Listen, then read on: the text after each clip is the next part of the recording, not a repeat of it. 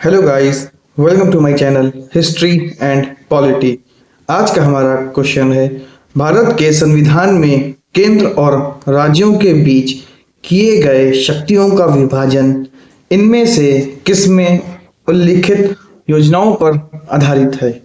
Option A है Morley Minto सुधार 1909, option B है मॉन्टेग्यू चेम्सफोर्ड सुधार 1919, ऑप्शन सी है भारत शासन अधिनियम 1935 या ऑप्शन डी है भारतीय स्वतंत्रता अधिनियम 1947। इसका उत्तर ऑप्शन सी होगा भारत शासन अधिनियम 1935। आइए अब इसकी व्याख्या देखते हैं। भारतीय संविधान का एक बड़ा हिस्सा भारत शासन अधिनियम 1935 से संबंधित है। इस अधिनियम में केंद्र व राज्यों के मध्य शक्तियों के विभाजन संबंधी उपबंध किए गए हैं। आइए 1935 के शासन अधिनियम की प्रमुख प्रावधान के बारे में थोड़ा सा जानकारी हासिल कर लेते हैं।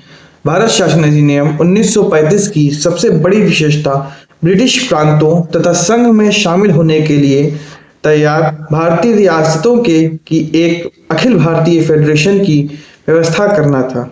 चूंकि अपेक्षित संख्या में इसमें शामिल नहीं हुए, परिणाम स्वरूप अखिल भारतीय संघ कभी भी अस्तित्व में नहीं आ सका।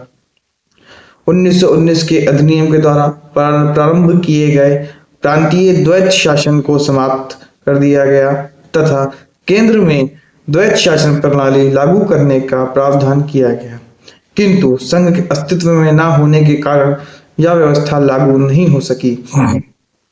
भारत शासन अधिनियम 1858 के द्वारा स्थापित भारत परिषद को समाप्त कर दिया गया। इस अधिनियम के द्वारा सांप्रदायिक निर्वाचन पद्धति में विस्तार किया गया। इसके द्वारा दलित जातियों, महिलाओं और मजदूर वर्ग के लिए अलग से निर्वाचन की व्यवस्था की गई। साथ ही इस अधिनियम के तहत बर्मा, वर्तमान म्यांमार को भारत से अलग कर दिया गया और उड़ीसा बिहार से अलग करके तथा सिंध बंबई से अलग करके नए प्रांतों का निर्माण किया गया।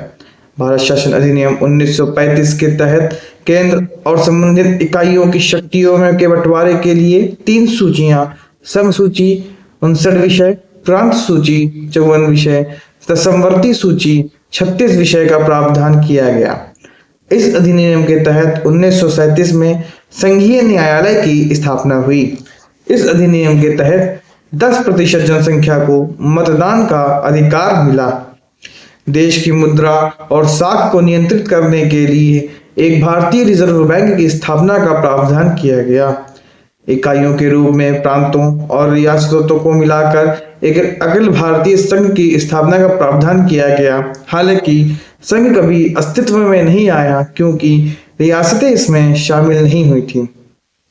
संघीय लोक सेवा आयोग और प्रांतीय लोक सेवा आयोग एवं 2 या 2 से अधिक राज्यों के लिए संयुक्त लोक सेवा आयोग का सृजन किया गया। इसने केंद्र में द्वैत शासन को अपनाने का प्रावधान किया, अर्थात संघीय विषयों को हस्तांतरित और आरक्षित विषयों में विभाजित किया गया। हालांकि यह कभी भी प्रचलन में नहीं आया। धन्यवाद। अगर आपको वीडियो पसंद आई हो तो आप वीडियो को लाइक, कमेंट और शेयर अवश्य करें तथा चैनल को सब्सक्राइब भी अवश्य करें। धन्यवाद।